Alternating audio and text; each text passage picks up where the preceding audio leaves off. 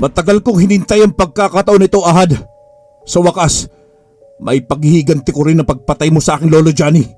Kung anong ginawa mo sa kanya, ay ganun din ang gagawin ko sa'yo. Kung ganun, ikaw pala ang apo ni Johnny. Pasensya na lang siya. Hindi ko naman sana siya gagalawin kung hindi niya lang napatay ang asawa ko. Nararapat lamang yun sa kanya. Pwes, nararapat ka rin mamatay sa pagpatay mo sa lolo ko!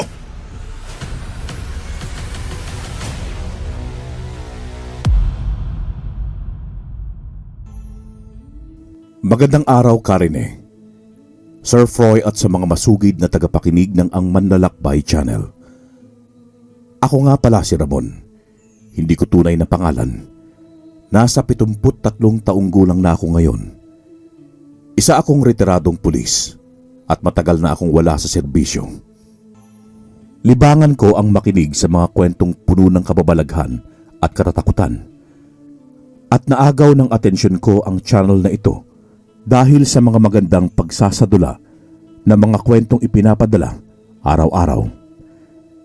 Kaya't ako rin ay nais ko ring ibahagi sa inyo ang aking karanasan na hindi ko rin malilimutan. Nangyari ito noong taong 1976 sa isang bayan ng Iloilo. Ngunit bago yun, sisimulan ko muna sa kung paano nagsimula ang lahat. Bata pa lang ako, ay lumaki na ako sa aruga ng aking lolo Johnny. Isa siyang magaling na antingero at kilala siya sa aming baryo. Hinahangaan siya at nirerespeto ng mga tao sa aming nayon. Kapag may problema sa aming baryo, ay si Lolo Johnny ang takbuhan ng lahat. Dahil dito, ay naging kapitan siya ng aming baryo. Hindi naman nagsisi ang mga tao na iboto siya dahil naging matiwasay ang buong nayon. Kaya humahanga ako noon kay Lolo Johnny, lalo na ang katapangan na taglay niya. Wala siyang inaatrasan na laban sa kabila ng kanyang edad. Ang mahalaga kay Lolo ay makatulong daw siya sa kapwa at mapuksa ang mga masasamang nilalang tulad ng mga aswang. Marami kasing nakaharap na aswang si Lolo Johnny at sa kabutihang palad ay natatalo naman niya ang mga ito. Ginabi kami noon ng uwi ni Lolo Johnny. Galing kami noon sa kabilang bayan sa karawan ng aking tiya na si Tia Isabel, ang panganay na anak ni Lolo Johnny. Kabilang dalawa ang tumungo roon dahil hindi nakasama ang mga magulang ko dahil hindi magkabati si Tia at ang aking ina. Habang naglalakad kami sa daan, panay ang tingin ni Lolo Johnny sa paligid. Mukhang nagmamatyag siya at alerto. Nasa unahan ako noon dahil ayaw akong ipahuli ni Lolo Johnny. Naisipan ko siyang tanungin noon tungkol sa pagiging isa niyang antingero at kung paano maging isang katulad niya. Lo, paano po ba maging isang antingero? Nako, apo, mahirap ang maging isang antingero. Hindi basta-basta yun. Kinakailangan mo muna ng isang anting-anting o mutya na siyang magbibigay sa iyo ng pambihirang lakas at talas ng pag-iisip.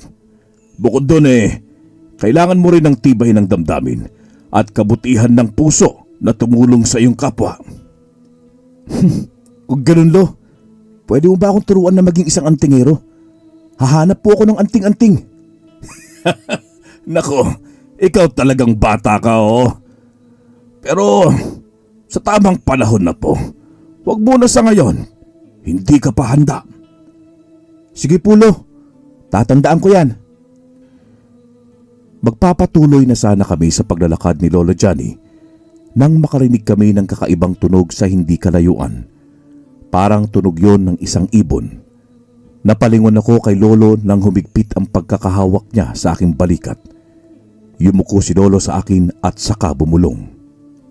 Apo, magtago ka sa lilim ng punong yon. Huwag kang aalis hanggat hindi ako bumabalik, ha? Bakit, Lolo? Saan ka pupunta? Bakit mo ko iiwan dito? May nagmamasid sa atin. Aalamin ko lang kung ano yun, Apo. Dumating ba ang kalaban mo, Lolo? Sasama ako sa iyo. Tutulungan kita. Huwag nang matigas ang ulo, Ramon. Sundin mo na lang ang sinasabi ko. Dito ka lang at lalabanan ko ang nilalang na nagtatago sa dilim. Wala na nga akong nagawa nun, kundi sundin ang sinabi sa akin ni Lolo Johnny. Tumungo nga ako sa ilalim ng isang puno at doon nagtago. Sinundan ko ng tingin si Lolo Johnny habang papalapit siya sa madilim na parte ng bukana ng gubat. Doon ko naririnig ang huni ng isang ibon at sa tuwing humuhuni yun ay naninindig ang buong balahibo ko sa katawan. Nanginig ang buo kong katawan nang maglaho sa dilim si Lolo Johnny. Mas lalo akong kinabahan para sa kanya nang marinig ko siyang sumigaw sa kagubatan. Tumayo ako mula sa aking kinaupuang sanga ng kahoy. Hindi ko maiwasan ang mag-alala para sa kanya. Nagulantang ako nang makita ang isang napakalaking itim na ibon ang bigla na lamang lumabas mula sa bukana ng gubat. Napatulala ako sa aking kinatatayuan at naihi sa aking salawal sa sobrang takot. Lalo na nang huminto ang malaking itim na ibon sa aking harapan. May mapula itong mga mata, may matulis na tuka. Purong itim ang balahibo ang buong katawan. May matutulis na mga kuko sa dalawang paa at nakakahindik ang itsura nito, lalo na ang laki. Ilang beses na sumigaw ang isip ko na tumakbo na, ngunit hindi ko man lang magawa. Hindi ko maigalaw ang buo kong katawan sa sobrang gulat at takot. Akma na sana ako nitong hahampasin gamit ang malaki nitong pakpak nang dumating si Lolo Johnny at sinipa niya ang nilalang ng malakas. Tumilapon ang ibong aswang sa hindi kalayuan. Bumaling naman sa akin si Lolo Johnny at mabilis niya akong hinila sa aking kamay. Sumunod naman ako sa kanya. Mabibilis din ang hakbang ko. Lolo, anong klaseng hayop yun? Yun ba ang aswang na sinasabi nila? Oo, apo. Ang mutya o anting-anting ay napakahalaga na bagay para sa mga antingero. Ito ang nagbibigay sa kanila ng kakaibang lakas at liksi. Nakita mo naman ang lakas ko kanina. Yun din ang mangyayari sa iyo kapag magiging isa ka ng antingero. Turuan mo ako, Lolo. Gusto ko matuto. Napatawa na lamang noon sa akin si Lolo Johnny hanggang sa napatigil kami sa aming pagtakbo. Muli naming narinig ang malakas na pagaspas ng isang pakpak sa aking uluhan. Tumingala kami ni Lolo Johnny at sumalubong sa amin ang napakalaking ibon kanina. Narinig kong napamura si Lolo Johnny. Pinadapa niya ako sa lupa na siya namang sinunod ko kaagad. Nakipagpambuno si Lolo Johnny sa aswang. Lumundag ng mataas si Lolo at inabot niya ang paa ng ibon at sa kanya ito pinaikot-ikot at binitawan. Tumilapon ang aswang sa malayo. Noon ko lamang nakita si Lolo na ganoon kalakas sa kabila ng kanyang katandaan. Muling bumangon ang aswang sa hindi kalayuan. Nagpakawala ito ng matinis na huni na siyang ikinapikit ko. Tinakpan ko ang aking tenga gamit ang dalawang kamay dahil napakasakit ng huni ng ibon. Narinig ko lamang ang pagbagsak ng malaking bagay sa lupa. Nang imulat ko ang aking mga mata, ay nakita ko si Lolo Johnny na nakadagan sa katawan ng aswang na ibon. Pinagsasaksak niya ito gamit ang isang punyal. Noong matapos siya, ay tumayo si Lolo Johnny at nilinisan niya ang kanyang sarili. Tumungo siya sa akin at sa kanya ako niyayang umuwi. Dahil sa aking nasaksihan, ay mas lalo akong humanga kay Lolo Johnny. Simula din noon, ay tinuruan na rin niya ako ng mga dasal at ritual na siyang makakatulong daw sa pagpapalakas ng isang anting-anting at mutya. Tinuruan niya rin ako kung paano ko palakasin ang aking isipan at maging katawan. Pinangakuan din niya ako na ibibigay niya sa akin ang kanyang anting-anting ng tikbalang kapag daw dumating ako sa hustong edad. Isang hapon, naabutan ko na lamang si Lolo Johnny na nag-aagaw buhay sa kanyang silid. Galing ako noon sa eskwelahan kaya hindi ko alam kung anong nangyayari sa kanya. Agad ko siyang dinaluhan at kitang-kita ko ang mga kalmot sa kanyang buong katawan. Hindi lang yon ang sugat niya, wasak din ang kanyang tiyan. Lolo! Anong nangyayari? Lolo! Sino may gawa nito sa'yo? Apo, kunin mo ang anting-anting sa cabinet. Iiwan ko na yan sa'yo. Tandaan mo ang mga bilin ko. Akong bahala, Lolo. Sabihin mo sa akin kung sino may gawa nito sa'yo. Ahad! Hanapin mo siya. Opo, Lolo. Pangako, hahanapin ko siya. Pagbabayarin ko siya sa ginawa niya sa'yo. Pangako ko yan, Lolo Johnny. Humagulgol ako ng malakas nang tuluyang nang isara ni Lolo Johnny ang kanyang mga mata. Pakiramdam ko ay maubusan ako ng sariling hangin ng mga sandaling yun. Nang tignan kong muli si Lolo Johnny ay wala na siyang buhay. Hinanap ko ang anting-anting na sinabi niya at sinuot ko yun. Noon ko napagtanto na hindi niya suot ang kanyang anting-anting nang salakayin siya ni Ahad. Natatandaan ko si Ahad na siyang itinuro sa akin ni Lolo Johnny noong nag-iinsayo pa kami. Kumiyom ang aking kamao habang nagtatagis ang aking bagang. Hahanapin kita, Ahad. Kahit saan ka pang lupalop ng mundo. Hahanapin kita. Ilang araw lamang ang naging lamay ni Lolo Johnny at pinalibing din siya ni nanay at tatay sa sementeryo sa aming bayan. Pagkatapos ng libing ay niyaya ako nila nanay at tatay na umuwi sa amin pero hindi ako sumama sa kanila. Hinayaan muna nila akong mapag-isa noon at manatili ng ilang sandali sa bahay ni Lolo Johnny. Ngunit sa huli, sapilitan nila akong isinama sa kanila. Lumipas ang mga taon hanggang sa taong 1976. Nasa edad 25 taon na ako noon at isa ng pulis. Ilang beses kong dinasalan ang aking anting-anting na bigay sa akin ni Lolo Johnny pero hindi pa rin sa akin nagpapakita ang gabay. Marami na akong nahuling mga kriminal dahil sa tulong ng aking anting-anting. Maging ang kasamahan kong si Edgar ay nagtataka rin sa pambihira kong lakas at galing sa pakikipaglaban. Marami na rin akong napaslang na mga aswang sa aming bayan, subalit hindi ko pa rin mahanap-hanap ang matagal ko nang hinahanap na si Ahad. Hanggang sa mga sandaling yon ay hindi ko pa rin nalilimutan ang nangyari kay Lolo Johnny. Isang umaga ay nagising na lamang ako nang makarinig ako ng sigaw mula sa labas. Bumukod na ako noon sa aking mga magulang dahil tumungo sila sa syudad para doon manirahan kasama ang aking kapatid. Ako naman ay nagpaiwan sa Iloilo dahil hindi ko pa nabibigyan ng hustisya si Lolo Johnny. Ako na lamang mag-isa ang nakatira sa aming bahay. Minsan ay doon na rin natutulog ang kasamahan kong si Edgar kapag ginabi na ito. Bumangon ako mula sa aking pagkakahiga sa kama at tumungo sa bintana. Nang buksan ko yon, ay natanaw ko ang kumpulan ng mga tao sa hindi kalayuan. Lumabas ako ng aking silid para tignan si Edgar sa kabilang kwarto kung gising na siya. Paglabas ko ng sala ay naroon siya at nagkakape. Uy, Edgar! Hindi mo man lang tinignan sa labas kung anong nangyayari doon. Kape ka ng kape rin ha? Ha? Bakit? Ano bang nangyayari sa labas, pare? Wala ka rin bang narinig na sigaw? May nangyayari sa labas, wala ka pa rin kaalam-alam. Ano? Bakit wala akong naririnig? Saan ba? Tumayo si Edgar mula sa kanyang kinaupuan at saka siya dumungaw sa bintana. Sumingkit ang mga mata niya habang hinahanap ang kaguluhan sa labas. Bumaling siya sa akin pagkatapos niyang matanaw ang nagkukumpulang mga tao. Pambihira ka talaga, pare.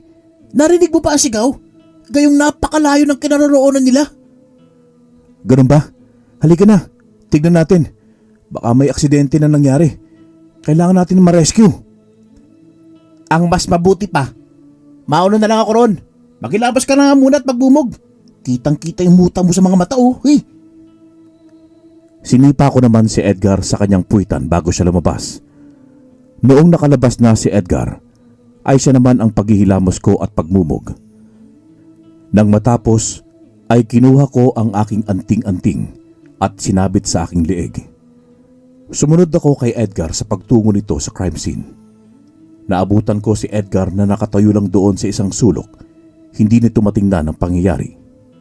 "Oh, nagtanong ka na ba? Anong nangyari?" May krimen nga nangyari pare. Pagkaibigan pinatay. Wala na silang buhay. Puro galos at kalmot ang katawan nila. Walang yang may gawa nito. Napakahayop. Tinawag ko ang ilan naming mga kabaryo para bigyan nila ako ng daan para tignan ang dalawang biktima. Napatigil ako nang makita ang kalunos-lunos na nangyari sa dalawang magkaibigan. Napakuyom ang aking kamao dahil sa galit. Naalala ko na naman ang senaryo noon ni Lola Johnny kung paano siya namatay. Warak ang tiyan ng mga ito at puno ng kalmot ang buong katawan. Sandali po! Lumayo na po na kayo rito! Hayaan nyo na po mga kapulisan na umayos dito! Nagalisan naman ang mga kabaryo ko nang marinig nila ang sigaw ni Edgar. Kilala na rin siya ng mga ito dahil madalas siyang tumungo roon. Tumabi siya sa akin at tinitigan ng dalawang patay. Narinig ko siyang napamura ng malutong. Lintik na! Kailan pa ba matatapos ang pangyayaring ganito sa bahay natin? Sa tuwing lilipas ang 2 buwan, may ganito na naman pangyayari. Sa tingin mo ba pare, iisang grupo lang may gawa nito? O iisa lang tayo nang naisip na hindi ordinaryong tao may gawa nito? Malaki ang posibilidad sa huli mong sinabi, pare. Ngunit alam mo naman na pagdating sa trabaho natin, hindi pinaniniwalaan ng isang aswang. Mas pinaniniwalaan nila na isang grupo o kriminal ang may gawa nito. Kaya tawagan mo na ibang team para silang mag-imbestiga niyan. Paano tayo? Huwag mo sabihin, hindi ka mangingialam sa nangyari dito sa baryo mo. Makikialam ako, pero hindi nasakop ng tungkulin natin bilang isang pagiging pulis. Ako ang hahanap sa aswang na may gawa nito sa dalawa. Lalo na at pamilyar sa akin ang mga kalmot na yon. Katulad ng ginawa niya kay Lolo. Huwag mo sabihin na ilalagay mo sa kamay ang batas. Saka anong sinasabi mo katulad sa lolo mo? Anong ibig mo sabihin? Huwag ka na nga magtanong, pare. Labas ka na rito. Ayaw kita madamay. Kaya hindi kita sasagutin. Pambihira naman pare oh. Magkasama na tayo na ilang taon sa pagiging pulis. Tapos hindi mo sasabihin sa akin ang lahat? Kaibigan mo ako, hindi ka trabaho lang uy. Sasabihin ko sa'yo kapag gusto ko nang ibahagi ang nakaraan ko. Pagkatapos ko yung sabihin, ay iniwan ko na si Edgar. Narinig ko naman siya na tinawagan ang ibang team para humawak ng investigasyon sa nangyari doon sa aming baryo. Lumipas ang halos 1 oras ay bumalik si Edgar. Naabutan niya ako nagkakape na at bihis na bihis. Pare, sino na raw ang bahala sa investigasyon? Kung ano man binabalak mong gawin, sabihin mo lang ako ha kapag handa ka na pare. Alis na ako. Oy, hindi ka rito mag-almusal? Di na pare. Papasok ka ba bukas? Oo pare. Bala kong kausapin si Hepe. Magpapaalam lang ako sa kanya na magpahinga muna ako. Ano? Bakit? May sakit ka ba? Hindi. May kailangan lang akong gawin. Ewan ko sa'yo. Diyan ka na nga. Tanaw ko na lamang si Edgar nang lumabas siya ng bahay. Nang mawala na siya sa paningin ko, ay napasandal ako sa aking inuupuan na upuang kahoy. Sa sandaling yon, iniisip ko na ang may gawa sa magkaibigan ay gawa ng isang aswang. At ang ganong klaseng pagpatay ay nasisiguro kong si Ahad ang may gawa nun. At naisip ko rin noon na kung hindi man si Ahad, maaaring yun na rin ang simula para sa nalalapit naming paghaharap. Kinabukasan nga nun ay nagpaalam ako sa aming hepe at agad naman niya akong pinayagan. Paglabas ko ng opisina ay nakasalubong ko si Edgar na mukhang inis pa rin sa akin. Tinapik ko siya sa kanyang balikat bago ko siya tuluyang tinalikuran. Sandali, pare! Saan punta mo pagkatapos? Hindi ko pa alam kung saan pare. Bahala na kung saan ako dalhin ng mga paa ko. Ang mahalaga, mabigyan ko ng katarungan ng pagkamatay ng lolo ko. Kung ganun, Sasama ako sa'yo. Gusto kitang tulungan. Tinulungan mo rin ako nung kabunti kong patayin ng naengkwentro natin mga sanggano. Ngayon, hayaan mo rin ako tulungan ka. Hindi ko kailangan ng kapalit sa ginawa ko, Edgar. Isa pa, mapapahamak ka lang kapag sumama ka sa akin. Hindi ordinaryong tao makakaharap ko. Pumayag na si Chief sa request ko magbakasyon, kaya sasama ako sa'yo. Napabuntong hininga na lamang ako noon dahil sa naging sagot ni Edgar. Hindi ko akalain na ganoon ang gagawin niya. Wala akong nagawa kundi yayain siyang maglibot sa aming downtown. At habang naglilibot kaming dalawa, ay sinabi ko sa kanya ang aking nakaraan at ang tungkol sa aking pagiging antingero at kung paano pinatay si Lolo Johnny ng aswang. Gulat na gulat si Edgar sa aking kwento. Hindi siya makapaniwala na totoo ang mga antingero, mga aswang at iba pang nilalang na naninirahan sa mundo ng mga tao. At hindi rin siya makapaniwala na totoo ang mga anting-anting. Akala ko, kwentong balbal lamang ang mga ganyan pare. Hindi ko akalain na totoo pala. Ngayon, paano mo hanapin ang pumatay sa lolo mo? Yun din ang problema ko Kung saan ako magsisimula. Ang naisip ko lang ay ang magsimula ako mula sa nangyaring krimen sa baryo. Kapag nahanap ko ang aswang na may gawa nun, baka maturo niya sa akin kung nasaan si Ahad. Maganda ang plano mo pare. Huwag kang mag-alala. Sasamahan kita sa misyon mo. Napailing na lamang ako sa sinabing yun ni Edgar. Lumipas na nga ang mga araw at nagsimula na ako sa paghahanap sa aswang na siyang pumatay roon sa dalawang magkaibigan. Humingi ako ng tulong sa aking anting-anting ng tikbalang at sa gabay nito. Dinadasalan ko ito palagi at nagsasagawa ng ritual. Hanggang sa isang gabi, naramdaman ko ang pag-iinit nito. Bumangon ako sa aking kinaihigaan at naghanda. Dinampot ko ang aking baril sa ibabaw ng mesa at sinukbit yun sa aking bewang. Paglabas ko ng bahay, ay naramdaman ko ang malakas na enerhiyang nagmumula sa hindi kalayuan. Maya-maya ay nakarinig ako ng isang sigaw. Mabilis akong tumakbo tulad ng isang tikbalang. Ramdam na ramdam ko ang pagdaloy ng enerhiya sa aking katawan mula sa aking anting-anting. Pagdating ko sa pinanggagalingan ng sigaw, ay naabutan ko ang isang aswang na malaki ang katawan habang may pakpak ito sa kanyang likuran. May mapupula itong mga mata, matutulis na mga ngipin, itim ang buong katawan. Naglalaway na parang gutom na gutom. At may mahabang mga kuko sa kamay at paa. Tinatangay niya ang isang lalaking lasing na nakilala kong si Mang Kanor. Hoy aswang! Bitawan mo si Mang Kanor at akong harapin mo. Aba, at may bayani pala ang baryong ito. May tangan na anting-anting. Kung hindi ako nagkakamali, ikaw ang pulis na si Ramon. Ako nga. Ikaw rin ba ang aswang na pumatay sa dalawang magkaibigan nitong mga nakaraang araw? Ano naman kung ako nga pumatay sa kanila? Kinakailangan ko kumain ng sariwang karne ng tao. Tigilan mo na masama mong binabalak kung ayaw mong patayin kita. Marami na ako napaslang na katulad mo. Sa tingin mo ba'y matatalo mo ako? Hindi ako katulad ng mga aswang mong napatay na. Mga mahihina sila at walang silbi. Kung ganon, marami kang kilalang mga aswang o baka naman ikaw ang pinuno nila. Magkaganon man, kilala mo ba si Ahad? Ha! Mukhang may atraso si Ahad sa'yo, Ramon ha. Pero hindi ako makikisali sa away ninyong dalawa. Wala akong pakialam sa tuso at traidor na aswang na yon. Bakit tila yata galit na galit ka sa kanya? Ano nagawa niya sa'yo?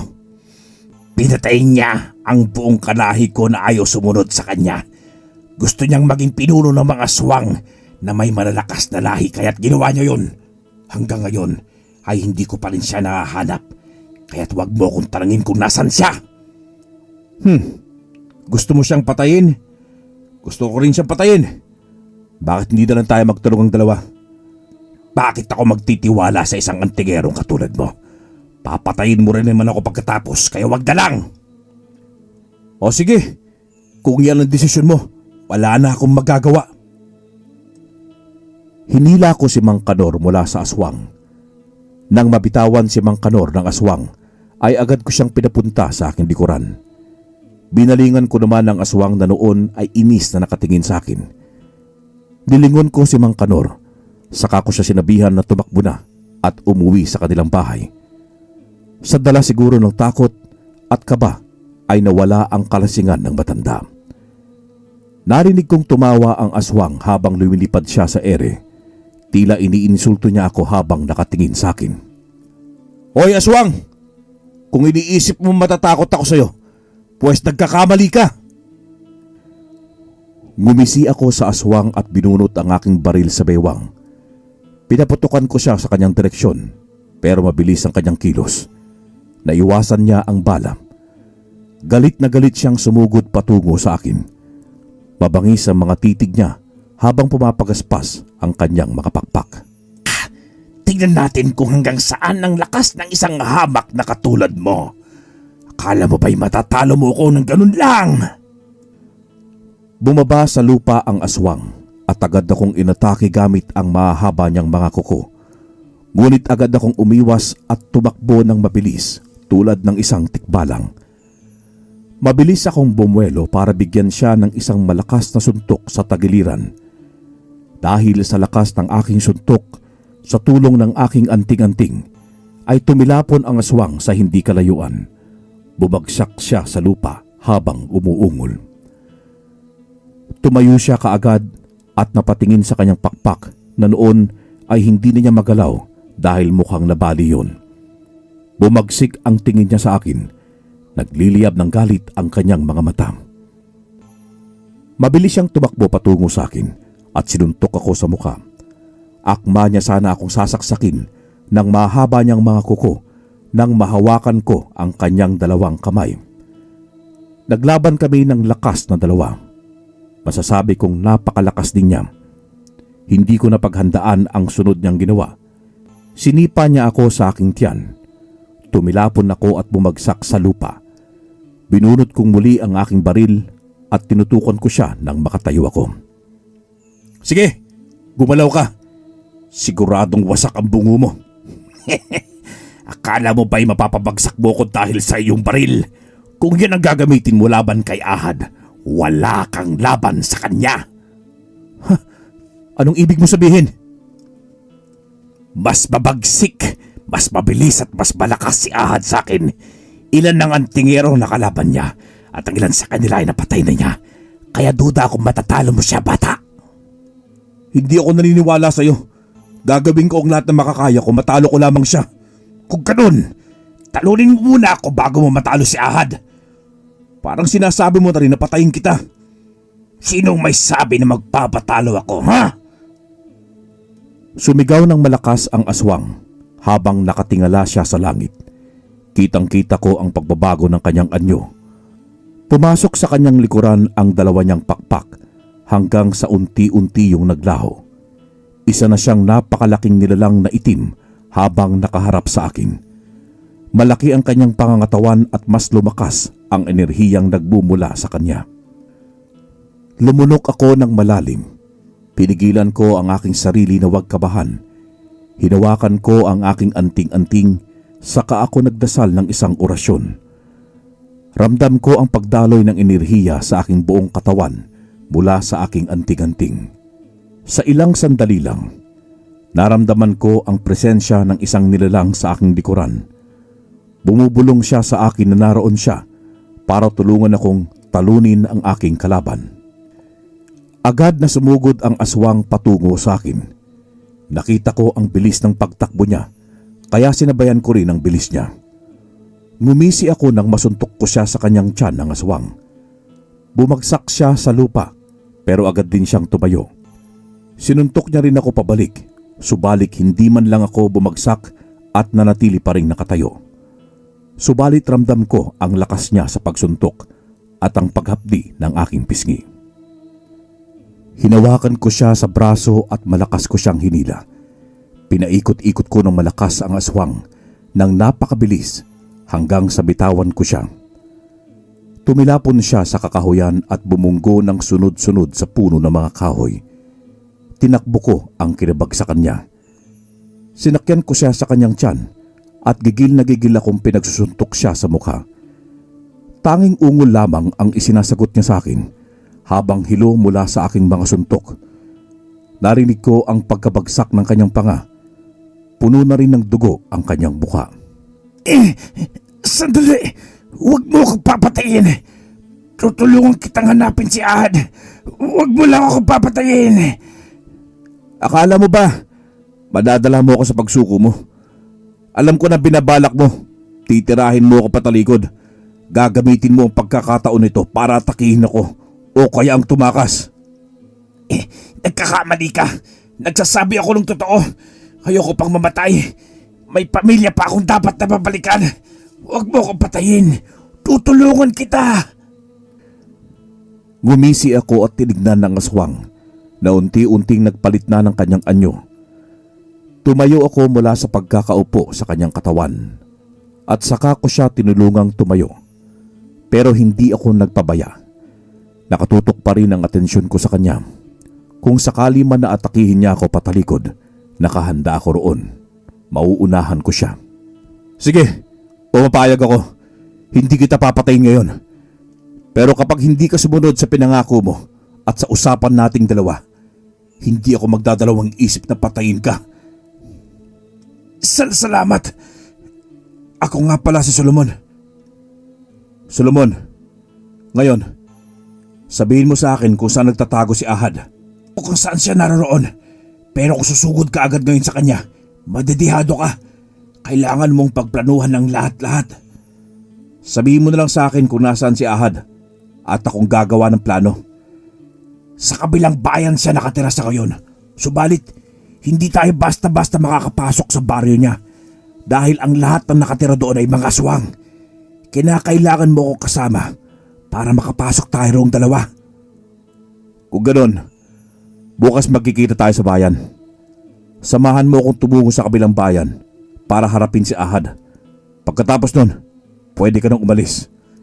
Hindi pwede. Lalabanan ko rin si Ahad. Matagal ko na rin hinihintay na makaharap siya. Hindi ko lang magawa dahil mag-isa lang ako. Ikaw ang bahala. Ang usapan natin dalawa. Pag nagtago ka, hahanapin kita kahit saan. Tumango sa akin si Solomon pagkatapos ko yung sabihin. Sinundan ko siya ng tingin ng paalis na siya.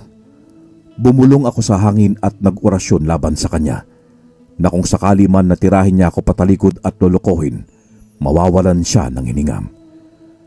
Ako naman ay tumungo na ng bahay para maghanda para sa araw ng pagharap namin ni Ahad. Kinabukasan ay nakabihis na ako para sa pagkikita namin ni Solomon sa bayan nang biglang sumulpot sa aking bahay si Edgar. Nagtaka siya nang makita niya akong nakabihis at may dalang bag. Pare, mukhang may lakad ka. Saan ang punta mo? Sa malayong lugar ang punta ko, pare. Ikaw na ang bahala mo na rito sa bahay ko, ha. Baka matagalan ako sa pagbabalik. Sandali, paano trabaho mo? Akala ko ba'y isang linggo ka lang mawawala? May kinalaman ba ito sa aswang na pumatay sa lolo mo? Oo, alam ko na kung nasan siya naroon at tutungo ako ron para harapin siya. Pero delikado pare. Mag-isa ka lang nalalabanan siya. Paano kung marami pa lang yung mga kasama? Alam ko na may taglay kang anting-anting. Pero makayanan mo kaya silang lahat kung sakali? Kakayanin ko silang lahat, pare. Wala akong pakialam sa mga kasamahan niya. Ang mahalaga sa akin ay ang mapaslang siya. Kung mamatay man ako sa lakad ko, sisiguraduhin ko na siya ang mauna. Pambihira naman pare. Hindi pa sinabi ko sa'yo na hindi ka nag-iisa. Sasamahan kita. Hindi na, pare. Ayoko madami ka sa labang ito. Ikakapahamak mo lang ang pagsama mo sa akin. Wala akong pakialam pare. Gusto kitang tulungan. Wala man akong anting-anting. Pero kaya ko lumaban gamit ang baril at makipagsuntukan. Hindi basta ganun lang kalabanin ng mga aswang, pare. Kaya huwag ka nang magpumilit dyan. Alis na ako. Umiling na lang sa akin si Edgar. Tinapik ko siya sa kanyang balikat saka ko siya iniwan sa bakuran ng aking bahay. Akala ko ay hindi na niya ako susundan. Pero nagulat na lamang ako nang nakasunod na siya sa aking likuran. Nakangiti siyang ipinakita sa akin ang isang plastik na asin at bawang. Inakbayan niya ako nang hindi na ako nakapagsalita. Alam ko na aalis ka para harapin ang mga aswang na yun, pare. Kaya nakahanda na ako ngayong araw. Hindi ako nagkamali. Mabuti na lamang at dinala ko. Ngayon, may laban na ako sa mga aswang. Oo na nga. Sige na, sumama ka na sa akin. Ang kulit din ng lahi mo eh. Napatawa na lamang si Edgar sa akin nang marinig ang sinabi ko. Kitang-kita ko naman sa kanyang mga mata na gusto niya akong tulungan. Sa mga sandaling yon, pinangako ko sa aking sarili na poprotektahan ko siya kung sakali man na malagay sa kapahamakan ang buhay naming dalawa. Pagdating namin sa bayan, ay agad akong nagtungo sa kinaroroonan ni Solomon. Nagulat pa siya nang makita kong kasama si Edgar. Nagtataka siyang nakatingin sa akin at napatingin sa aking kaibigan. Ngumiti naman ako sa kanya at pinakilala si Edgar sa kanya at pinakilala ko rin siya sa aking kaibigan. Di ba yan magiging sagabal sa lakad dating dalawa? Hindi. Magaling ang kaibigan ko to sa pakikipaglaban kaya makakatulong siya sa atin.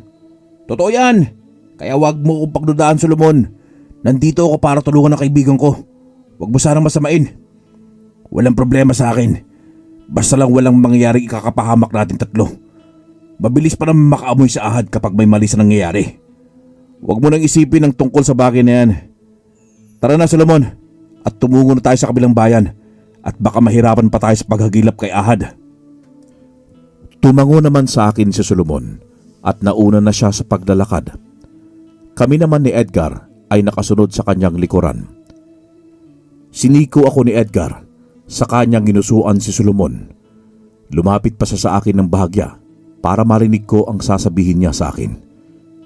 Pare, mukhang may mali sa isang yun ah. Sigurado ka ba mapagkakatiwalaan siya? Baka mamaya, binabalak niya pala tayong patayin. Wala siyang gagawing masama sa atin hanggat wala tayong gagawing ikakapahamak ng ating misyon. Isa pa, isa siyang aswang, kaya magdahan-dahan ka pa sa pagsasalita mo at baka maging ulam ka niya mamayang gabi. Ano? Seryoso ka ba sa sinasabi mo, pre? Oo, kailan ba ako nagbiro sa'yo? Kung ganun ay, naku, hindi ko alisin tong asin at bawang sa tabi ko. Baka mamaya gawin niya ako ulam kung magutom siya.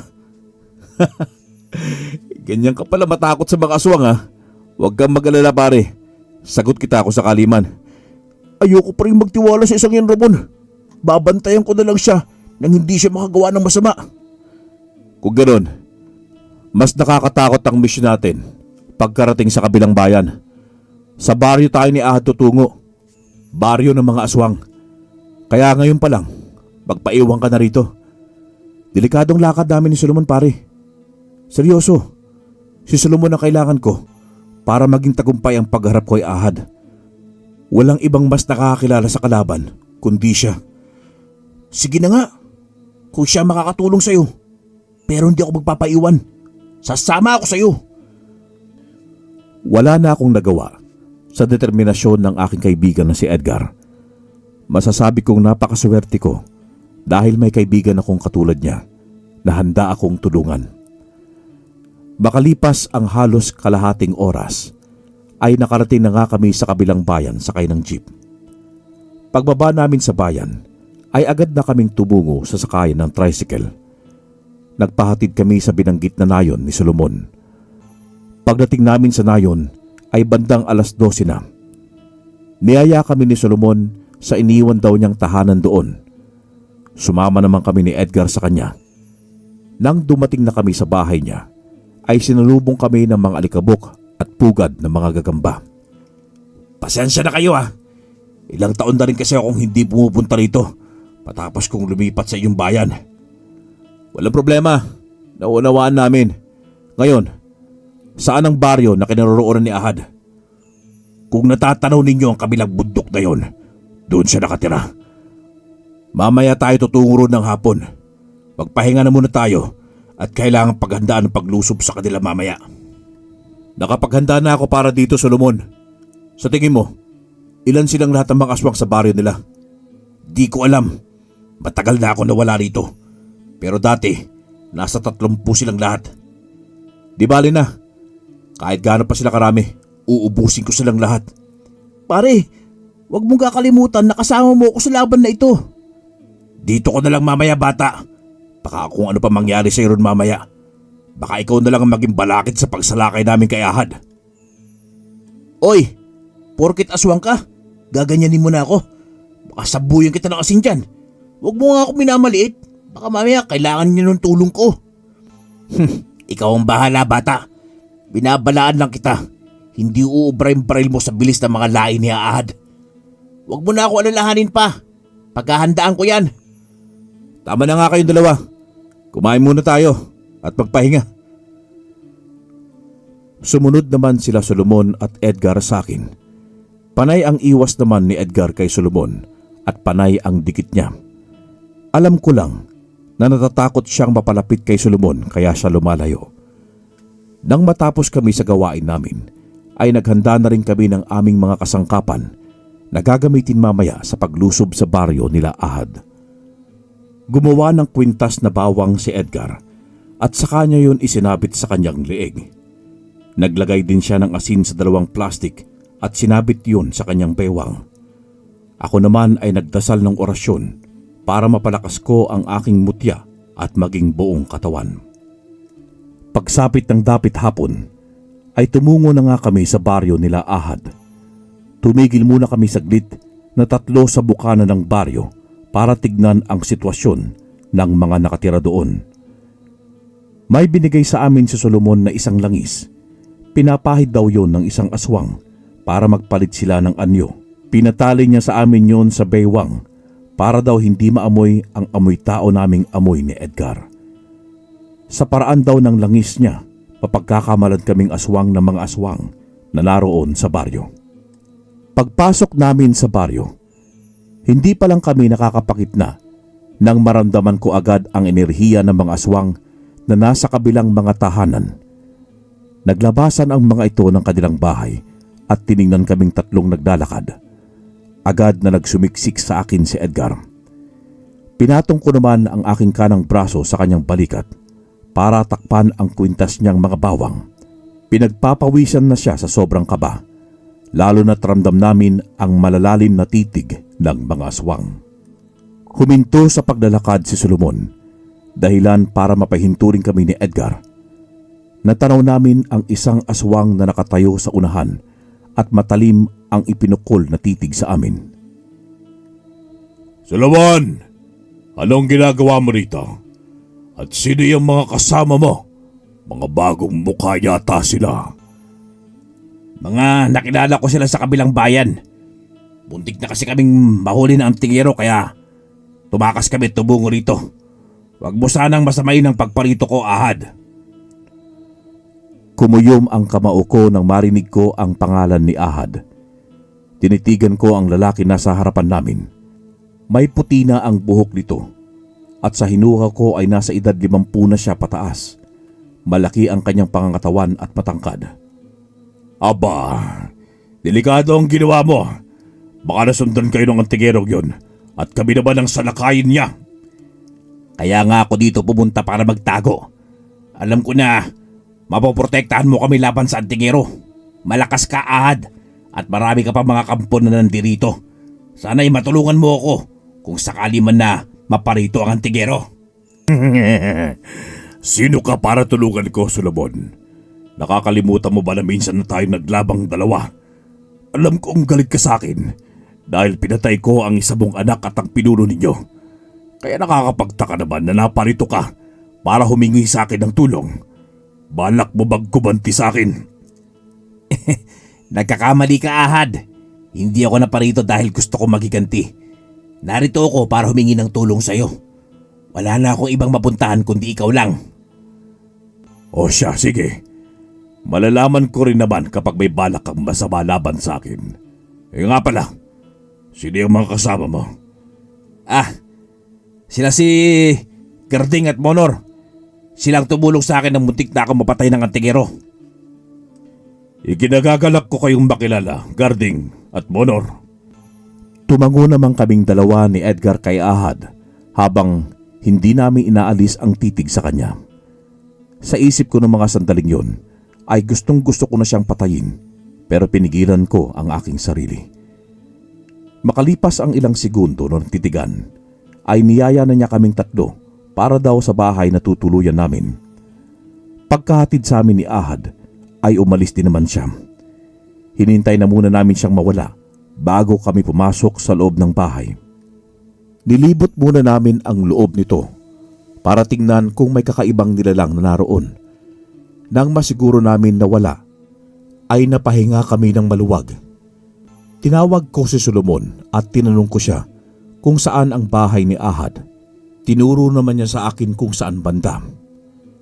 Kailangan na natin kumilos. Hindi na tayo magpapaabot ng gabi. Unti-untiin na natin sila habang may araw pa. Gagawin nating tahimik ang kilos natin. Paano kung makatunog si Ahad? Kita mo naman kanina na mukhang nagdududa na siya sa akin. Oo nga pare, kita mo naman yung mga titig niya. Baka kung kumilos tayo ngayon, pasisira ang plano natin. Mas mabuti na yung mabawasan na agad natin sila bago nila tayo mapaghandaan. Solomon, hindi ba narito ka para makiganti? Ito ng pagkakataon mo. Gawin mo na habang katulong mo pa ako. Sige, payag ako. Kumilos na tayo. Nilingon ko naman si Edgar at sinabihan ko siya magpaiwan na lang doon sa loob ng bahay, pero umayaw naman siya sa akin. Sumama siya sa amin ni Solomon sa pagsugod sa bahay ng mga aswang.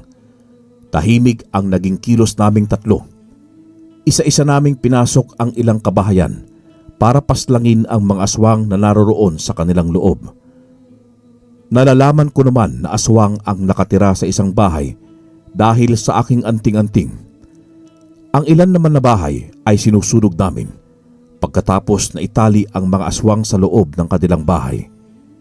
Inabot kami ng dilim nang matunugan na nga kami ni Ahad ang kilos naming tatlo. Naabutan niya kami sa isang bahay pagkalabas namin pagkatapos paslagin ang mga aswang na nasa loob. Sinasabi ko na nga ba at may mali sa pagpunta niyo rito. Walang iya ka, Solomon. Ano ba talaga ang pakay mo? Nandito ako para patayin ka. At kasama ko nga pala ay isang antingero. Nasisiguro ko na siya ang tatapos sa'yo. Huwag kang maniguro, Solomon.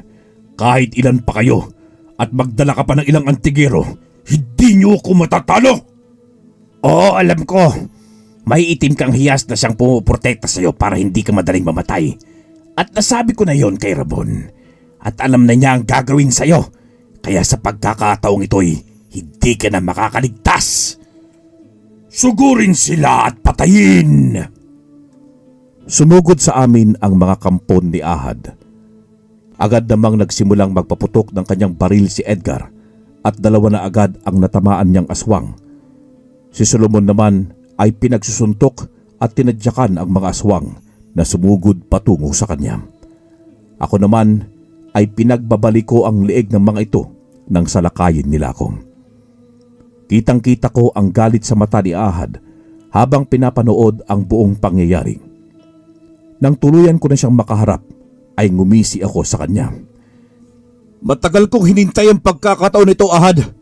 Sa wakas, may paghihiganti ko rin ang pagpatay mo sa aking lolo Johnny. Kung anong ginawa mo sa kanya, ay ganun din ang gagawin ko sa'yo. Kung ganun, ikaw pala ang apo ni Johnny. Pasensya na lang siya. Hindi ko naman sana siya gagalawin kung hindi niya lang napatay ang asawa ko. Nararapat lamang yun sa kanya. Pwes, nararapat ka ring mamatay sa pagpatay mo sa lolo ko. Mabilis na nagpalit ng kanyang anyo si Ahad sa isang napakalaking nilalang. Matipuno ang kanyang dibdib, mabalahibo ang buong katawan. Nanlilisik ang mapupula niyang mga mata at matutulis ang kanyang mga ngipin habang naglalaway. May ulo siyang katulad ng isang aso habang ang katawan ay katulad ng isang tao.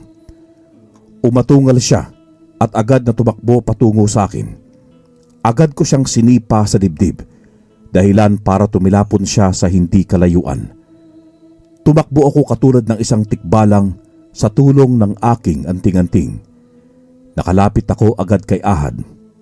Hindi ko na hinintay na makatayo siya at agad ko siyang paulit-ulit na sinipa sa kanyang tiyan at maging dibdib. Pero mukhang baliwala lang yun dahil sa kanyang hiyas. Sinabi sa akin ni Solomon na hanapin ko raw yun sa katawan ni Ahad at basagin. Sa ganoon daw na paraan ay matatalo ko si Ahad. Hinanap ko nga ang hiyas na sinasabi ni Solomon at nang makita ko yun sa pulseras sa kamay ni Ahad ay agad ko yung inapakan at binasag. Napasigaw ng malakas si Ahad nang maramdaman na niya ang sakit sa kanyang buong katawan. Sumuka siya ng dugo habang humihinga ng malalim. Agad siyang nakabawi at hinawakan ang paa ko at malakas akong binalibag sa lupa. Tumayo ako mula sa pagkakabagsak. Hindi pa ako nakakabawi ay sinunggaban na ako ni Ahad. Sinubukan niya akong saksakin gamit ang mahahaba niyang mga kuko. Pero agad ko rin yung napigilan ang kamay niya. Pero naabot ako ng kalmot niya na siyang naglikha ng sugat sa aking tagiliran. Nakipagpalitan ako sa kanya ng suntok at sipa. Iniwasan ko ang atake niya. Pero hindi ko akalain na mabilis pa rin siya kahit nasira ko na ang hiyas. Hinawakan ko siya sa kanyang kamay at hinagis sa isang malaking puno ng kahoy. Tumama ang kanyang likuran doon, dahilan para sumuka siya ng dugo. Ngumisi ako at agad na lumapit sa kanya. Nanlilisik ang mga mata ko nang paulit-ulit ko siyang sipain sa kanyang katawan. Dinurog ko ang kanyang dalawang kamay para hindi na niya yon magamit at maging ang kanyang dalawang paa. Hindi na siya nakalaban dahil hinang-hina na siya. Sa isang suntok ko sa kanyang tiyan at sa lakas nun, tumagos ang kamao ko sa kanyang likuran. Malakas akong sumigaw nang makapako ang kanyang bituka at hilahin yun palabas. Sumuka ulit ng dugo si Ahad. Hindi pa ako nakontento. Binutas ko rin ang kanyang dibdib at kinuha ang kanyang puso. Yun ang dahilan para mawalan na siya ng buhay. Tumayo ako mula sa aking pagkakaluhod. Napangiti ako sa isiping na ipaghiganti ko na rin ang pagkamatay ng aking lolo Johnny. Nilingon ko sina Edgar at Solomon na patuloy sa pakikipaglaban sa mga kampon ni Ahad. Binunot ko ang baril sa aking bewang at pinaputukan ang mga ito. Ni isa ay wala man lang akong mintis. Tinamaan ko silang lahat sa noo. Ang ilan sa kanila ay nagtakbuhan papalayo dahil sa takot na sila ang aking isusunod. Lumapit agad sa akin si Edgar na noon ay may galos sa kanyang braso at dibdib. Si Solomon naman ay may kaunting sugat din. Napatingin silang dalawa sa wala ng buhay na si Ahad. Sunugin natin ang katawan ni Ahad at maging ang bahay ng mga aswang. Nang sa ganon, hindi na sila makapagdala ng pinsala sa mga tao. Maraming salamat sa tulong mo, Solomon. Naipaghiganti mo na rin ang pagkamatay ng pinuno mo at ng iyong anak. Maraming salamat, Ramon. Salamat din sa tiwala mo. Tara na pare, bago pa makatakas ang ilang mga aswang. Tumango naman ako kay Edgar. Nauna kaming naglakad na dalawa habang inaalalayan ko siya. Ngunit napatigil ako nang maramdaman ko ang pagbaon ng matatalim na mga kuko sa aking likuran. Nang lumingon ako, ay ang mabalasik na tingin ni Solomon ang sumalubong sa akin. Pasensya ka na, Ramon. Ayaw ko lang na patayin mo ko. Wala akong tiwala sa isang katulad mo. Ganun ba? Pasensya ka na rin at mauuna ka sa akin sa impyerno. Pagkatapos ko itong sabihin, ay mabilis kong itinutok sa kanyang tiyan ang hawak kong baril at pinaputok yon. Nanlaki ang mga mata niya habang umaatras. Bago pa siya makasugod muli, ay sabay namin siyang pinaputukan ng sunod-sunod ni Edgar. Tadtad siya ng bala na bumagsak sa lupa at nawalan ng hininga. Nilingon naman ako ni Edgar at inalalayan niya ako. Pare, malalim ang sugat mo ah.